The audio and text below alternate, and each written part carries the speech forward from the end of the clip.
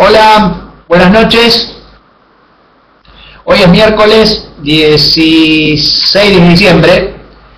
Vamos a hacer la última clase de ortokeratología de este curso que comenzamos ya van a ser 2 meses. Todas las clases habían sido dictadas por Joan Pérez, el profesor español. Ustedes, bueno, ya lo han escuchado y ya saben quién es.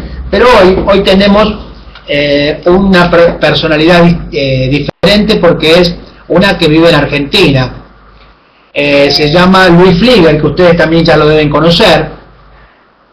El doctor Flieger es un contactólogo que tiene mucha experiencia en nuestro medio, la especialidad, ¿no es cierto? Ha dictado una cantidad infinita de conferencias. Repito, ¿no es cierto? Tiene mucha experiencia, ¿no es cierto? Ha dictado conferencias acá en varios países como Guatemala, en España, en México, Perú, Colombia, etcétera.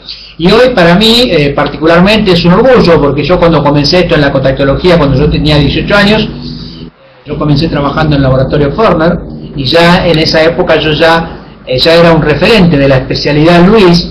Es más, yo era cadete, siempre lo cuento, ¿no? Yo iba a llevar lentes a los laboratorios, entregaba, y uno de mis clientes era Lenticom. Ustedes están leyendo acá Lenticom.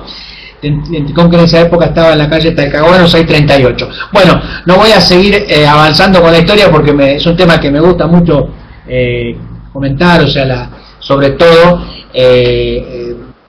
comentar y destacar justamente cuando una persona ha hecho mucho por una profesión, y este es el caso de Luis.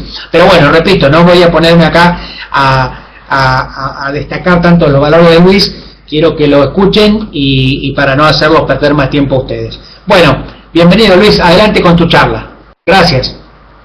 Muchas gracias por la presentación. Hoy el tema es ortokeratología, y vamos a empezar hablando del pasado y de la actualidad. Ustedes, los que han escuchado alguna otra conferencia mía, ven que yo siempre, Hugo Soñora, decía usted, nombra continuamente autores como una conversación de amigos, y yo creo que este es el modo de comunicar, porque si fuéramos al tango, podemos ir al rock también. Tenemos que saber que existió Gardel, que después un señor se llamó Alberto Podestá, Goyeneche, que ahora escuchamos a Martínez, Fernández Fierro, donde hasta tengo un paciente. Por favor, Luis, acércate un poquito el micrófono a tu voz, a tu boca. Gracias. Porque siempre se dice que el que no conoce el pasado no tiene futuro, ¿no? Un modo de tener más futuro es saber que en el año 70, curiosamente, en la Asociación Americana de Optometría había un departamento dedicado a la ortokeratología, había otra que era del Medio Oeste, y también otra del Oeste, y llegaban a conclusiones a las que ahora está llegando después de 50 años. Las personas como Joan están comprobando las cosas sobre las que ya ellos habían hablado. Voy a nombrar algunos, se me quedó alguno pero Charles May, Ronald Kern, con el que he tenido el gusto hasta de intercambiar, Michael Harris, Kenneth Pauls, Muti de Italia, y modestamente yo, porque también hice contribuciones con respecto a algunos temas a los cuales no nos vamos a referir hoy.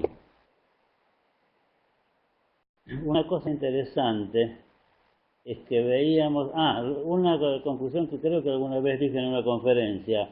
Hace unos años un canadiense viajaba bien cercano a Estados Unidos, a España, a escuchar una conferencia de ortokeratología. Antes que yo, todavía Marisol García Rubio, César Villa Collar hacían conferencias y eran muy destacados en el mundo entero, y él se decía para sí mismo, qué cosa que cuando en Estados Unidos decían que la ortokeratología era una cosa comprobada y avanzada, en España o en Europa la odiaban y decían que era una mentira casi. Y ahora que en Europa está tan avanzado, ¿no?, que especialmente España y Claudio Manu de Italia, para mi gusto, son los que lideran el mundo, ¿no? No solo el continente, es en Estados Unidos donde descreen un poco. Por eso ustedes tienen siempre que pensar, como les dije, por cuenta propia, no en lo que dice en aquel entonces en Estados Unidos o en Europa, y ni siquiera en lo que les digo yo. Las principales conclusiones que hubo en aquel entonces y que hoy se repiten es que hoy parece que pacientes tratados con ortoqueratología intensiva no progresan en el avance de la miopía y aún regresan en muchos casos. Vamos a dejar el estrechamiento del cilindro para otro momento, al cual después me voy a referir, por eso le pongo la nota bene para, aunque casi es una rutina, es lo más fácil de hacer es de estrechar el cilindro, cosa que se hacía en el 70 y que hoy no está tan dominado. ¿Para qué sirvió esto? Para entonces llegar a conclusiones. Esto no quiero abusar del tiempo, pero se trabajaba, digamos, si aún en enero poníamos un 43 menos 3 en 9,6, íbamos de 0,50 en 0,50 aplanando hasta que a los 5 meses o 6 meses llegábamos a poner una lente 40, diámetro 6, porque eran monocurvas. Sobre la ortoqueratología, yo acá les dejé, creo que mientras empezaba la charla de Joan, lo pasaron dos videos, uno del doctor Arroyo que habla sobre... Luis, lo vamos a pasar, ¿te parece?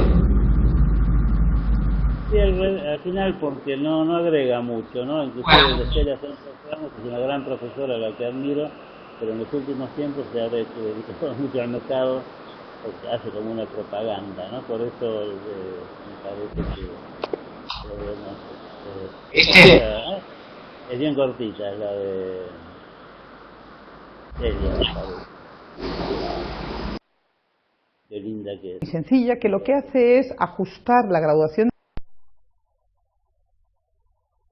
La ortoqueratología es una técnica muy sencilla que lo que hace es ajustar la graduación de la córnea mediante una lente que se pone durante la noche, de tal manera que se hace que disminuya la cantidad de graduación que tiene la córnea para que cuando se levanta el niño, se levanta la lente, pueda ver correctamente. Es verdad que luego durante la noche, a la noche siguiente, vuelve a hacer esa misma operación, es decir, es una solución transitoria. Cada una de las noches debe poner esa lente para durante el día, sin ninguna corrección o compensación óptica, poder ver debidamente. Pensar por cuenta propia y de ese modo crear nuestras propias conclusiones, ¿verdad? Estos son los videos que les anunciaba. Y ahora surge un nuevo problema. En España y la Organización Mundial de la Salud primero descubrió que había ciertas etnias donde ya hace 20 años cualquiera de nosotros, a ustedes hace 5, por los más jóvenes cuando recién empezaban, le decían que un niño, nuestros propios hijos, a los 8 años tenía un menos 0,50, decía, bueno, no es tan grave, pero pasa que en algunas etnias primero se demostró que casi todos esos chicos llegaban a menos 5 o menos 6 y está recopilado, como les decía, en la Organización Mundial de la Salud. O sea que ya lo consideran un problema de sanidad. El doctor César Villa Cordial, al que me refería antes, él es, creo que es el rector de la Universidad Europea en Madrid, y dice que hay que prestar atención desde el punto de vista de la sanidad. ¿Y por qué es esto? Porque también había este problema de etnias en China y en India, ¿no? Que es donde más se dio, pero nosotros lo estamos observando. Creo que algunos saben que hacemos labor de voluntariado y que examinamos a cientos y a veces a miles de niños durante el año en gratuidad, y estamos viendo chiquitos que también, como son de sectores excluidos, y les encontramos un menos 0,50, un menos 1 a los 8 años, no a los 12 o 13 que lo tiene casi toda la población, le damos más importancia. No sé si un chico que va a poder por razones económicas, desgraciadamente, someterse a AortoCAD, pero es bueno saber predecir qué le puede pasar.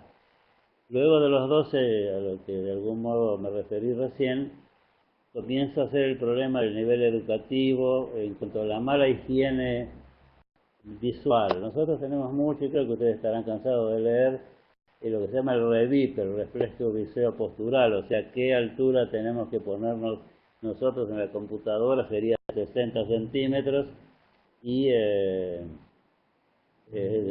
digamos, para leer en la mano a 33.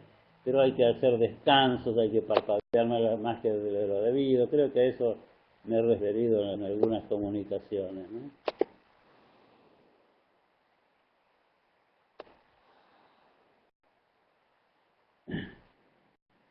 Se está hablando, hace 30 o 40 años se hablaba de cómo hacer para que los niños sean menos miopes, o sea que no es un problema de la actualidad. Y entonces, bueno, ustedes lo saben también como yo mejor, que si un chico que necesita -3 le ponemos -2, puede ser que lo convirtamos en un prédite precoz a sus 40 años, pero es un modo de no acompañar. Hablaba con Alfredo Huertas cuando disertó acá. El espasmo de la acomodación que le sucede al adolescente por razones de estrés visual o por razones de estrés general, hace que el chico, cuando lo corregimos exactamente, vaya volviéndose más miope, haciendo un nuevo espasmo, ¿no? Perdón Luis, ¿cuál es la diapositiva que estás viendo allí? La número 11. Está bien, si querés avisarme a mí porque se escucha el ruido cuando pasás, me avisás y yo paso a la siguiente, me dice la siguiente y yo te la paso desde aquí. Perfecto. Entonces, gracias. Otra cosa que se hablaba de lentes de contacto, que no hay una comprobación científica, pero pareciera que los niños o las personas que usan lentes de contacto les evoluciona menos la miopía, pero no hay estado comparativo. Si un niño o un adolescente usa 15 años lentes de contacto con -3 y a los 30 sigue teniendo -3, no sabemos compararlo con un hermano mellizo que a lo mejor tenía -3 y se fue a -6. Sí, tenemos algunas experiencias que no son basadas en la evidencia cuando se dice de lo empírico, y alguna persona que usaba -3 en ambos ojos, que viajó, perdió el lente de un ojo y que volvía a los 2 años y que en ese ojo tenía -4 o -450, pero puede ser casual, pero eso lo hemos observado. Ahora se está hablando mucho de hipermetropizar la retina periférica. Sobre la retina periférica yo quiero que le presten mucha atención porque tiene mucho que ver con el disminuido visual en el nistagmus, para saber cómo tenemos que empezar a estimular. Alguna vez creo que lo he dicho. La retina se estimula, no la fobia como todos los que hacen estimulación es casi una Biblia, sino que se hace como la ontogénesis perífero central. O sea, todo lo que hagamos en la retina periférica luego va a ir como en una espiral para actuar sobre el centro. Esto de la retina periférica, el que lo tiene muy desarrollado es una persona que es muy amiga de Joan Pérez Corral, que es de Paune, Muti en Italia, Piedra, que es también un español que está haciendo grandes cosas, y Alfredo Huertas, cuando dio la última charla acá, que me dejó enamorado, él, a los que tomaron su charla le decía que al hacer en una lente de -9 el segundo corte, al hacer el lenticular, como la periferia se vuelve un poco, al aplanar en el borde, se vuelve un poco, está un poco hipocorregida, es un modo quizá no buscado de lograr la detención de la miopía. Nos quedamos pensándolo en voz alta. Ahora vamos a dejarlo de lado, pero el uso de midriáticos, no ácido de la tropicamida, no cualquier atropina, que se instila por la noche y algunos otros fármacos que ahora están cayendo en desuso, era un modo de que durante la noche, especialmente el niño o adolescente, relajaba el espasmo de acomodación que le hacía más convexo el cristalino, y era un modo de detener la evolución de la miopía. Quizá no ha progresado mucho por el hecho de que está en manos médicas y no siempre está el tiempo y las ganas de seguir con estas prácticas, ¿no?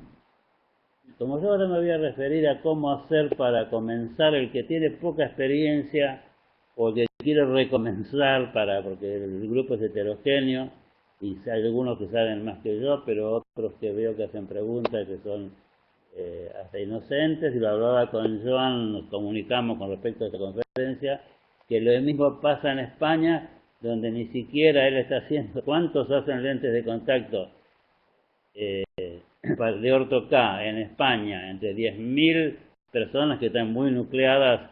Es obligatorio ya estar en el Colegio Nacional de Ópticos y Optometristas, si no, no se puede crecer, y le han contestado 700. O sea, pareciera que no hay interés, o sea, no creamos que solo en la Argentina lo malo, como a veces nos quieren hacer creer. Entonces, para empezar a preguntarnos en voz alta, cuando alguien quiere empezar a hacer orto K, y yo diría lentes esclerocorneales, como me gusta llamarlas, quien tiene un autorrefractómetro, creo que casi todos, un topógrafo, OST, un aberrómetro, que es como también se debería analizar, por ejemplo, en muchos lugares, como el Instituto Barraquer de Barcelona lo hacen, un paquímetro, por ustedes mismos se han referido haciendo preguntas, diciendo, sí, la córnea es delgada, es un queratocono, es como decir que los altos o que los petizos son bajos, perdón, porque todo queratocono tiene queratocono porque su espesor corneal está en el orden de las 32 micras y la normal, como ustedes saben, es de 24. Habría que empezar a hablar de tener otro tipo de sensibilidad al contraste, que es como realmente nosotros vemos. Nosotros no vemos negro sobre gris, sino que vemos gris claro sobre gris un poquito más oscuro. Un oftalmoscopio directo. Entonces hay que hacerse estas preguntas para decir, ¿empiezo con orto K o luego vamos a ir a un sistema más sencillo y más económico que les va a gustar más?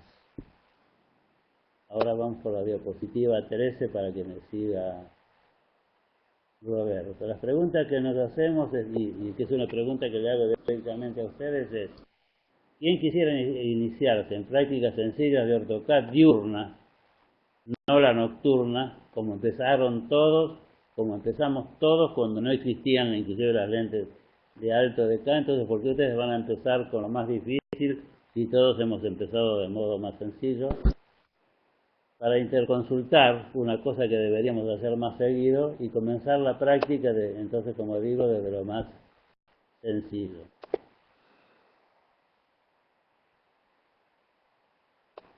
¿Cómo comenzar a hacer orto K en Argentina?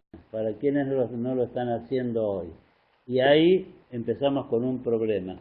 Ahí les pido perdón porque la diapositiva está mal. La pregunta es de K100 o de K160. De todo lo que se refiere Joan Pérez Corral y todos los autores que hablan sobre ortoqueratología, hablan de K160 para uso nocturno. Después van a ver que en algunos casos hay que ir a DK más bajos, pero en la Argentina solo se fabrican en este momento lentes con alguna cosa que a uno podría gustarle menos, pero de K100 con mucho éxito. Después Roberto, cuando me pregunte quién las fabrica en la Argentina, que es lo práctico, vamos a decirlo, porque hoy le escribí a esta firma a la que les pedimos lentes de este tipo hace años y les pedí permiso para nombrarlo, porque me parece que muchos no lo difunden, ¿no? Entonces, un modo sencillo de empezar es buscar en el fichero pacientes de rutina con miopías bajas. Vamos a trabajar con miopes de menos 3 dioptrías, 4, de 8 a 35 años. A los 8 años hay que trabajar con cuidado más por los padres que por los niños, pero quizá Yo empezaría de los 14 a los 35 años y ahora vamos a ver por qué.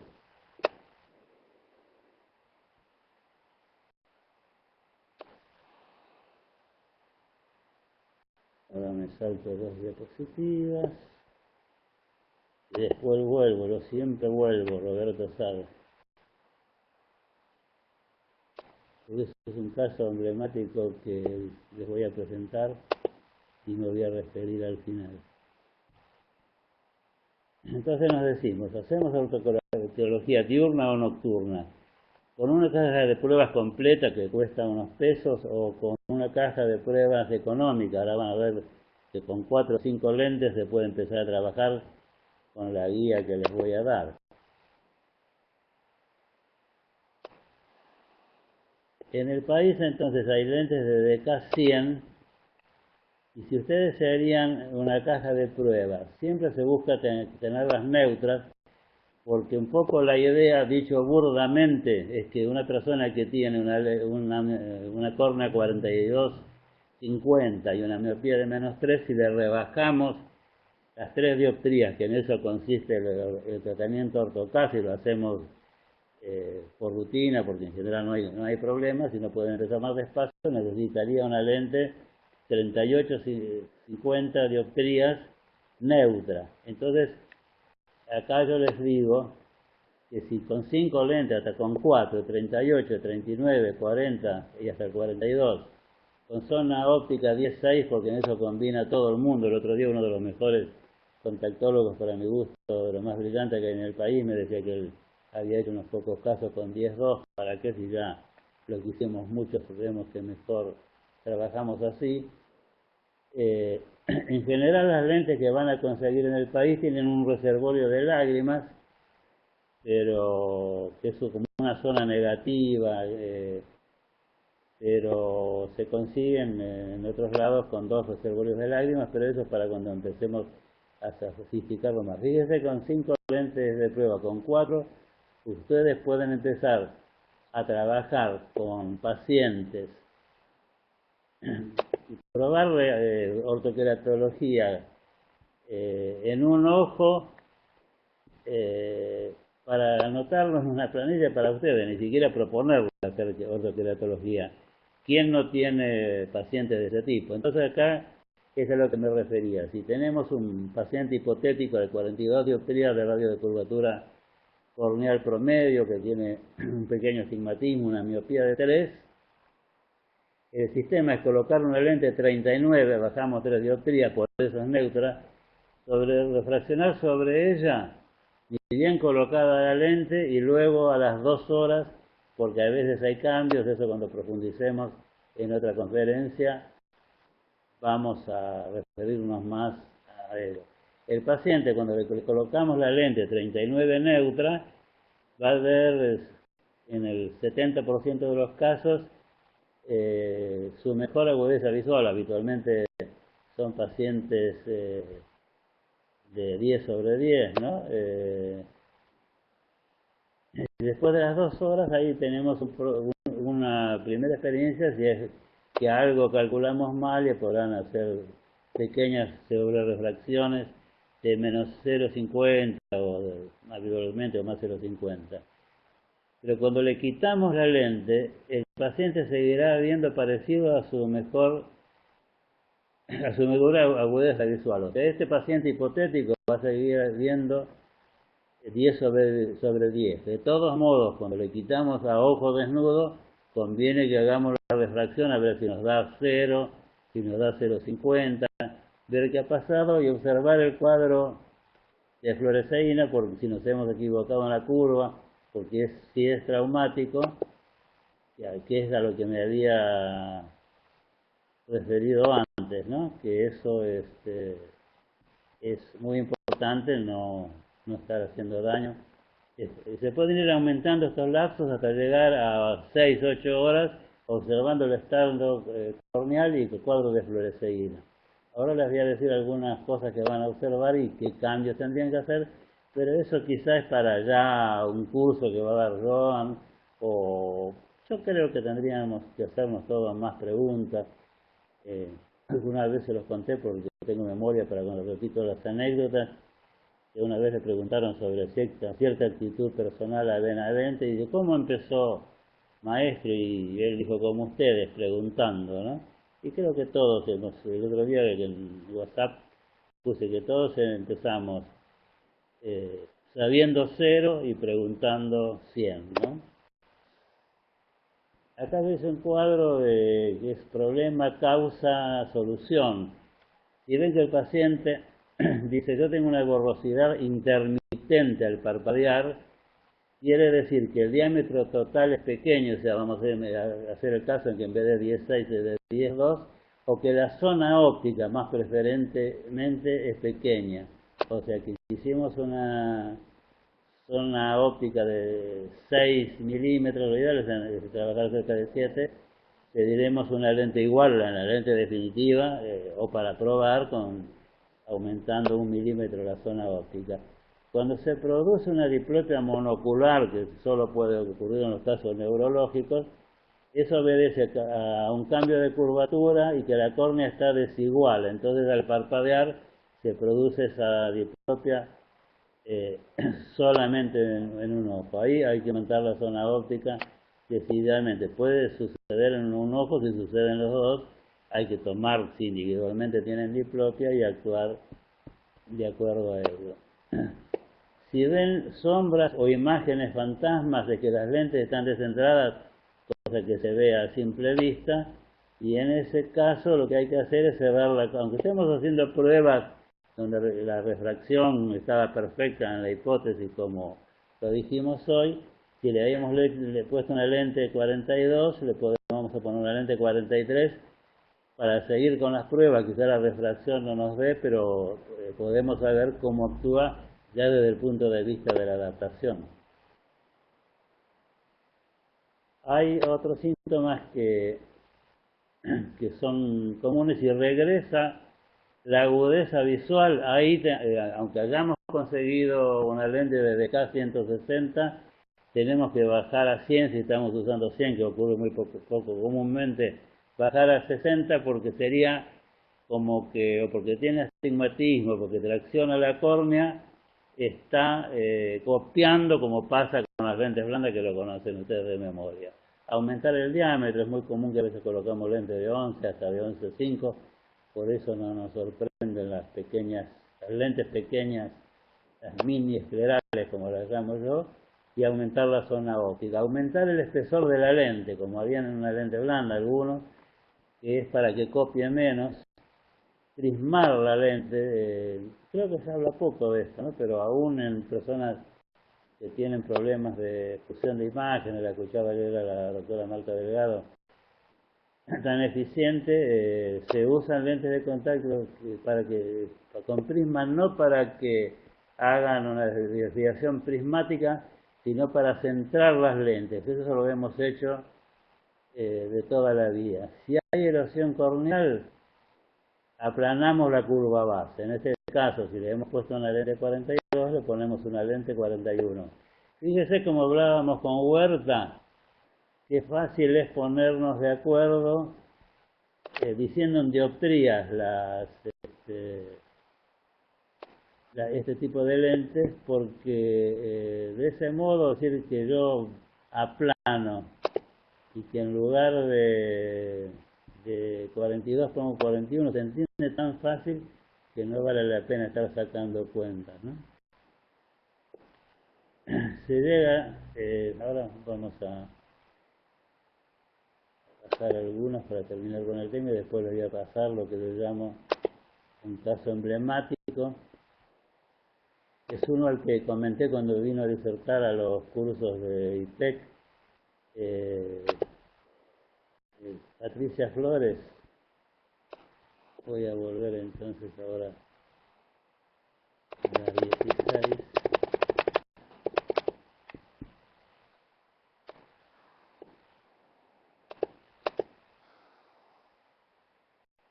Cuando tenía profesores que se acordaban a qué diapositiva tenían que volver, me parecían que eran Miguel Hernández, el oftalmólogo, tenía esa costumbre, y ahora yo veo que yo puedo, que no es por ser muy sabio, no por ser muy viejo, ¿no? Este paciente emblemático es una persona que no era una postcirugía LASIK, donde realmente con lentes de geometría inversa, que son las únicas que se debería colocar y que no deben de ser semiesclerales jamás. Es un modo como si tiene tenía una córnea de 43 dioptrías, le tallaron 4 y está 39. Si le ponemos una lente de 39 en neutro, lo más cercano, cada paciente tiene su librito, es un modo de acompañar la geometría de la cirugía y tienen una tolerancia maravillosa y una agudeza visual maravillosa, y eso, como luego voy a decir, permanece a veces durante varias horas, aun cuando se quitan las lentes.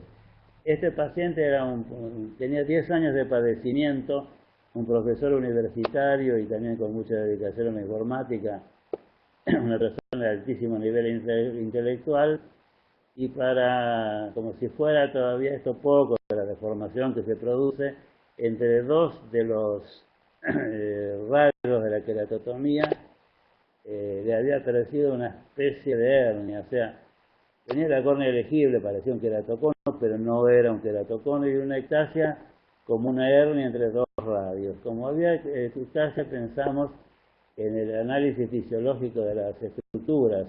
Eso después vamos a referirnos, ¿no? Ahora vuelvo a la 27. Por eso decidí agregarlo a último momento porque es un caso práctico, ¿no?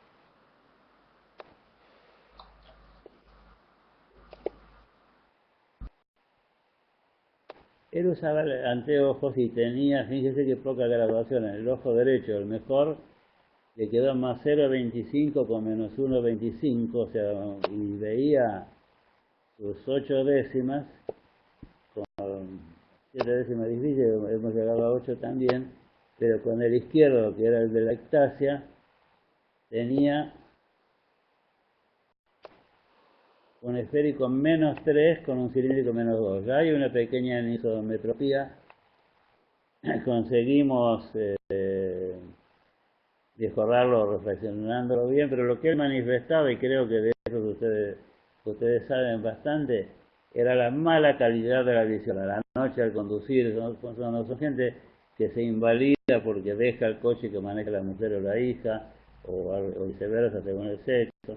Y eso, y los salos y todas las cosas hasta las que se refieren, inclusive gente con mucha experiencia, le comentaba ayer a Joan, de una directora de servicios profesionales de una firma destacada, cuando le aconsejé un medio óptico no tan conocido, o sea que vea por difracción, no sabía del todo lo que era, y eso es una lástima, no para ella, sino para el paciente, ¿no?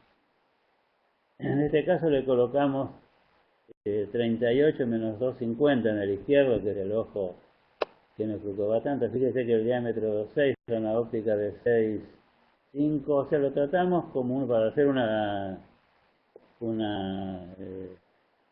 ortoqueratología de la zona de reservorio de lágrimas, y en la periferia tenía 42, que era parecido a su radio corneal, ¿no?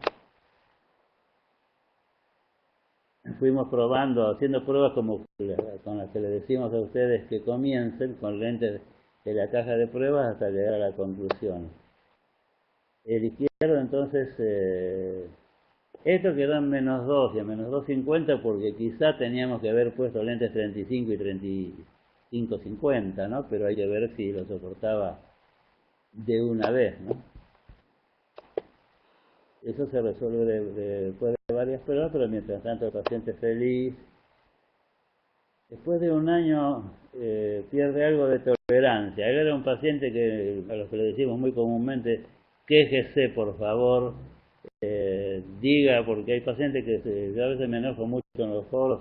Marcela Soria me decía la vez pasada porque peleaba tanto con los pacientes, un poco menos con algunos profesionales, porque este paciente, después de un año, lo llamábamos, a veces perdía algo de tolerancia, y reflexionando sobre las lentes que tenía en uso, encontramos con un más 0,50 dudoso, digo, porque a veces en el queratocono o en estos casos complejos, cuando uno pone un más 0,50 o más 1, el cristal actúa como lupas y el paciente, como ustedes saben, dice que está viendo mejor, pero simplemente está viendo más aumentado, ¿no?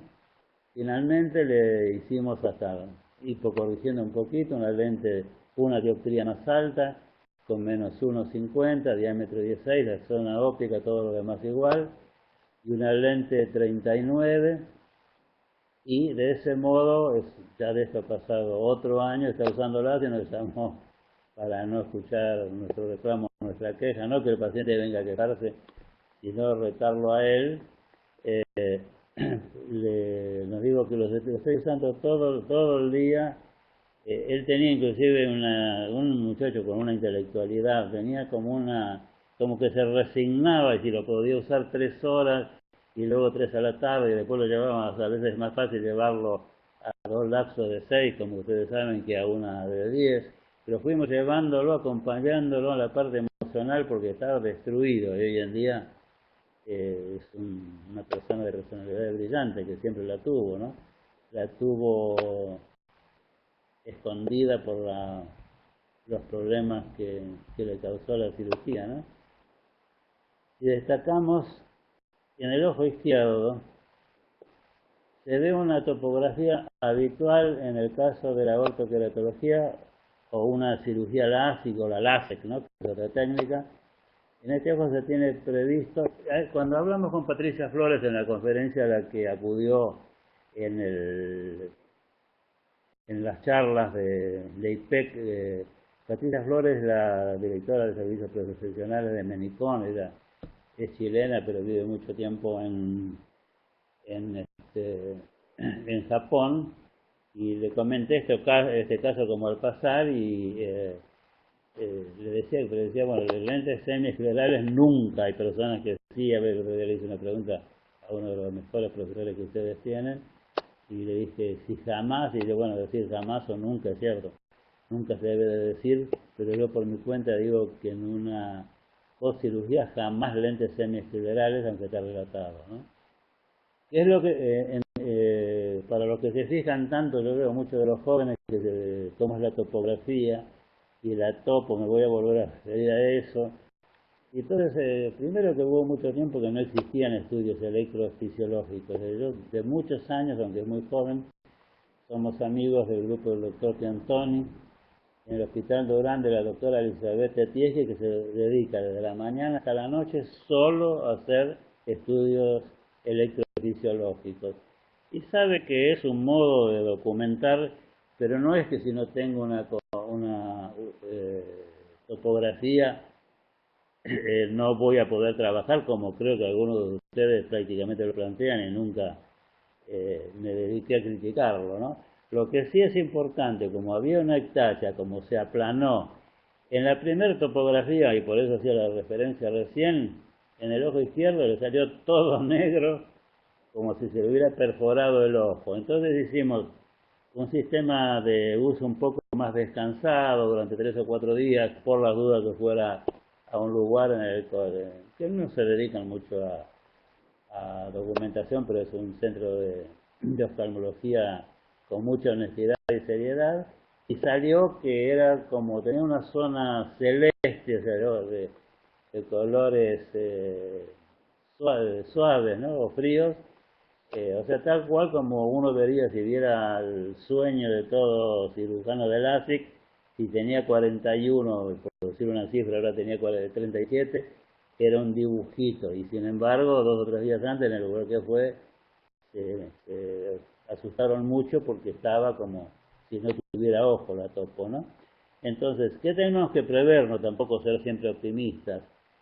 Tenemos que hacer recuento de queratocitos, eso lo hace la gente que trabaja en córnea, y también puede ocurrir una cosa que se llama migraciones de las células endoteliales.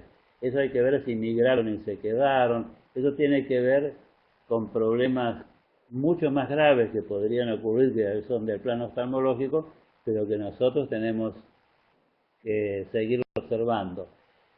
Nos quedábamos tranquilos y lo mandamos solamente a ese examen de la topografía, y de paso que le vean el estado corneal y estos estudios, porque con la lámpara de hendidura no se elabora tanto, en un tiempo estaba tan de moda, no se notaba polimorfismo o polimegatismo. Luego de un año de uso fue en el primer examen cuando le cambiamos los lentes, ¿no? Y entonces nos quedamos tranquilos, pero seguimos tratando de estudiar.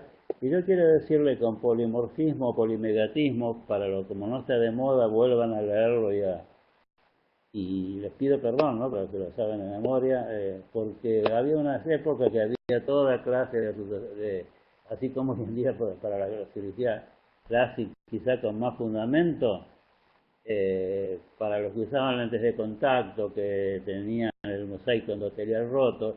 Y hay un profesor, qué lástima que Joan en este momento no me está escuchando, pero lo va a escuchar en la conferencia, José Luis Rodríguez, que era de la Delegación de Ópticos Optometristas de España, un profesor de lujo, hace como 20 años, no sé cómo hizo, que tomaba con la lámpara de hendidura el mosaico endotelial a personas de distintas edades, ¿no? Porque también con el transcurso de la vida hay un polimegatismo, o sea, cambio de las formas o cambio del tamaño de las células endoteliales propio del transcurso de la vida. Algunos decían que para el que usaba lentes de contacto, y había distintas cosas que eran más, no tenían mucho valor científico. Y él reflejó a cientos de pacientes de esos 4 grupos: miopes, no miopes, jóvenes, usuarios de contacto, viejos. Y recuerdo como si fuera hoy, eso lo hice relatar en un congreso que hicimos en Salta para divertirnos un poco hace muchos años, a una persona con buena voz, cosa que muchas veces hago, tomar un buen trabajo que alguien lo relate, el trabajo de él donde se veía.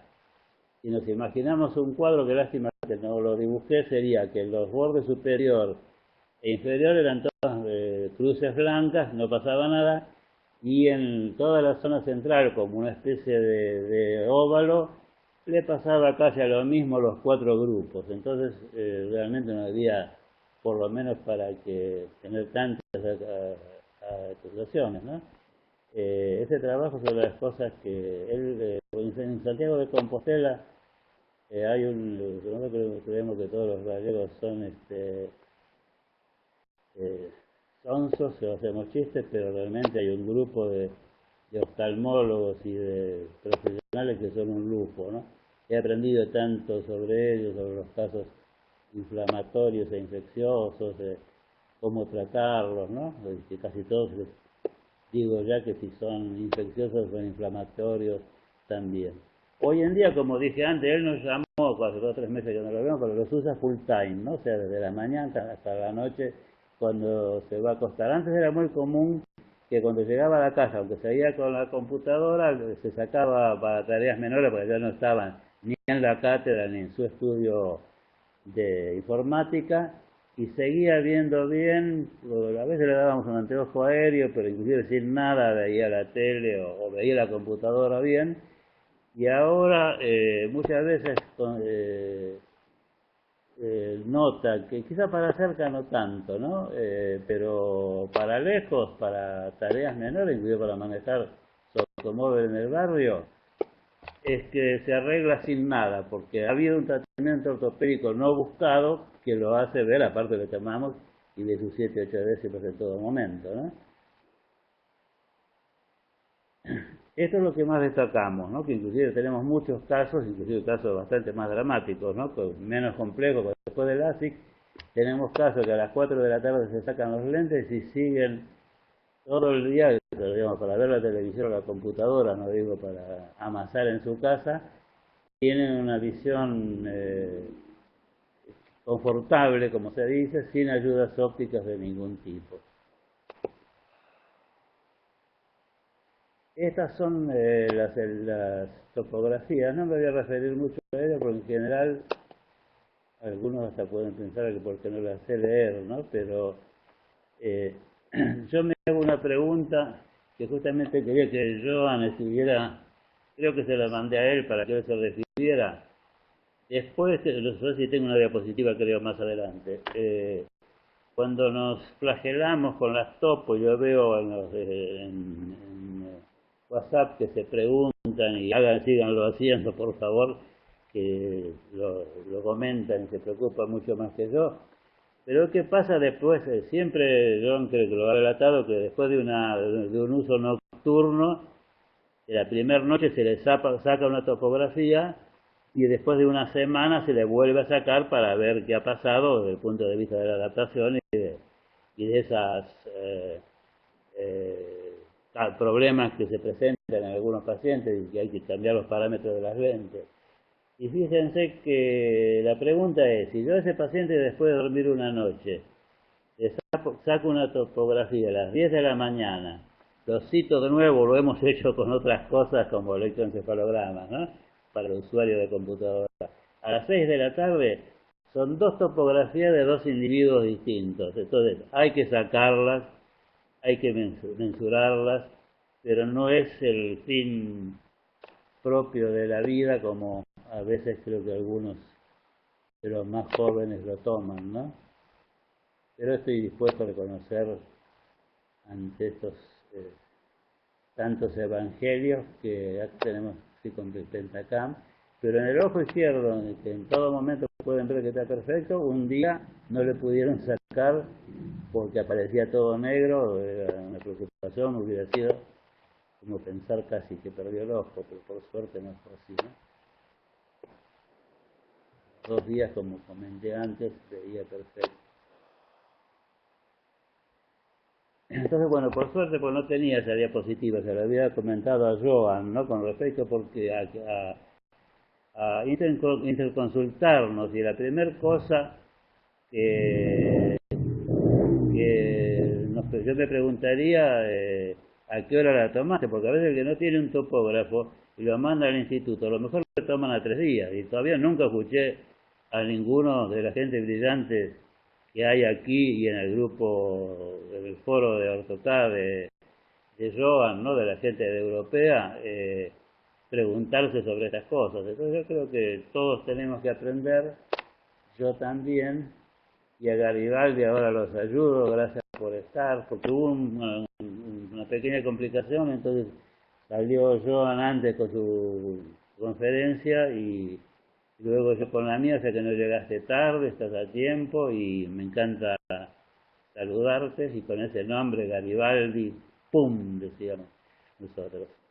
Bueno, muchas gracias a los que comenzaron a escucharla, muchas gracias a quienes la verán seguramente después en, en los archivos del campus, y yo estoy muy feliz de haber estas cosas prácticas, es decir, cómo empiezo mañana, eso lo he hecho en muchos países, pueden preguntarle a Héctor Leonel González, quien está dando, creo que mañana mismo, yo creo que terminó con las charlas, lo conocí, porque muchas veces cuando recién se reciben en algunos países me invitan a que les haga como la ceremonia de la recepción. Y él el otro día nos reconocimos, se llama Lionel como mi padre y como Messi, su segundo nombre, y me dijo, nunca me olvido de la conferencia que usted nos dio, porque en un lugar de hablarles de cuestiones técnicas, les dije, sean muy éticos, y hay gente pobre en nuestro continente y en todas partes del mundo, ahora hay en otros continentes de desarrollo más pobres y más desocupados que en Argentina todavía, esperemos que siga durando eso, pero saber que hay que ser ético. Él me dice que se quedó tan, él dice que yo soy como Cassius Clay si fuera un boxeador por su cuenta, y dice que fue a dar, no me acuerdo, en Honduras, El Salvador, una conferencia sobre los aspectos éticos de la profesión, y tuvo tanto éxito que después la repitió 4 o 5 veces en países que se comunican en Centroamérica muy rápidamente entre sí. Gracias a todos, gracias Roberto, gracias a Joan por el aguante y a Garibaldi por aguantar hasta ahora. No es tan tarde, ¿no? Estamos bastante bien. Muchas gracias. Gracias, Luis.